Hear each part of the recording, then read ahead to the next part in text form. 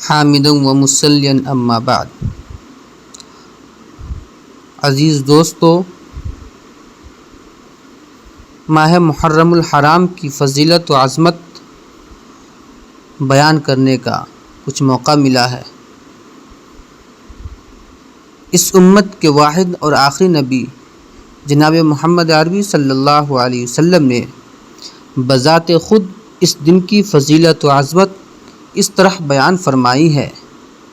کہ میمون بن مہران نے حضرت ابن عباس رضی اللہ تعالیٰ عنہ سے روایت کی ہے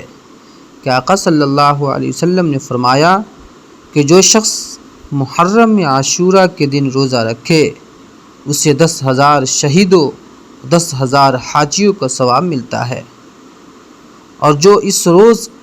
کسی یتیم پر شفقت سے ہاتھ رکھے اسے اس کے سر کے بالوں کے برابر جنت میں درجہ عطا فرماتے ہیں، اور جو اس رات میں کسی مومن کو کھانا کھلائے تو وہ ایسا ہے جیسے اس نے میری ساری امت کو کھانا کھلایا۔ صحابہ کرام رضوان اللہ تعالی علیہم اجمعین نے عرض کیا، یا رسول اللہ، کیا یوم عاشورہ کو اللہ تعالی نے سب دنوں پر فضیلت عطا فرمائی ہے؟ آقا صلی اللہ علیہ وسلم نے ارشاد فرمایا، ہاں۔ اس کے بعد حضور اقدس صلی اللہ علیہ وسلم نے اس دن کی خصوصیات کی ایک لمبی فہرست بیان فرمائی ہے۔ چنانچہ فرماتے ہیں کہ حضرت امام غزالی رحمۃ اللہ علیہ نے ان تمام خصوصیات کا احاطہ کر لیا ہے، جس کو بھی پیارے نبی صلی اللہ علیہ وسلم کی زبان مبارک سے بیان ہونے کا شرف حاصل ہوا ہے۔ چنانچہ آپ فرماتے ہیں کہ عاشورہ کے دن حضرت آدم علی نبینا علیہ الصلاۃ والسلام کو پیدا کیا،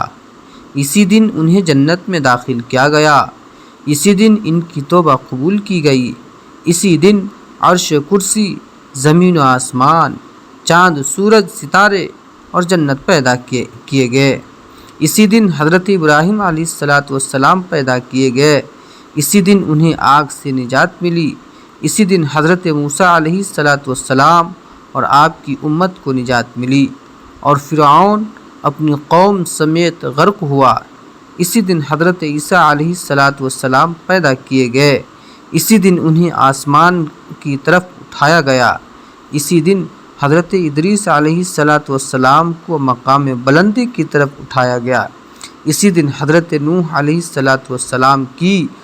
کشتی جودی پہاڑ پر ٹھہری، اسی دن حضرت سلیمان علیہ الصلاۃ والسلام کو ملک عظیم عطا کیا گیا، اسی دن حضرت یونس علیہ الصلاۃ والسلام مچھلی کی پیٹ سے نکالے گئے، اسی دن حضرت یعقوب علیہ الصلاۃ والسلام کی بینائی لوٹائی گئی، اسی دن حضرت یوسف علیہ الصلاۃ والسلام گہرے کنویں سے نکالے گئے، اسی دن حضرت ایوب علیہ الصلاۃ والسلام کی تکلیف رفع کی گئی، آسمان سے زمین پر سب سے پہلی بارش اسی دن ہوئی، اللہ کی رحمتوں کا نزول سب سے پہلے اسی دن ہوا، اسی دن قیامت آئے گی۔ عزیز دوستو، جس دن کے ساتھ بے شمار واقعات ہو وہ کتنا عظیم دن ہوگا۔ میں سمجھتا ہوں کہ یوم عاشورہ کے علاوہ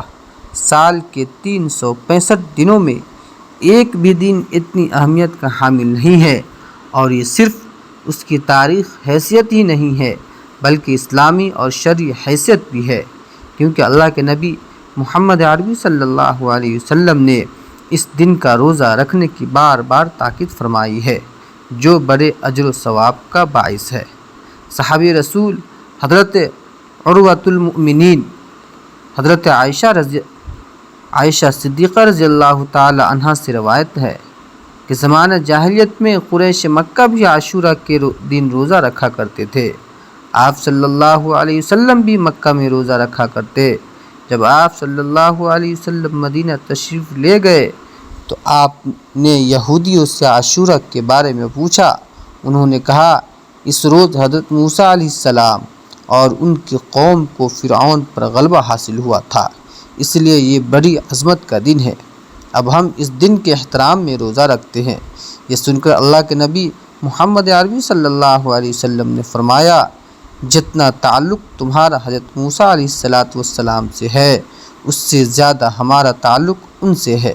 پھر آپ نے اپنی امت کو اس دن کا روزہ رکھنے کا حکم دیا اور ایک مقام پر فرمایا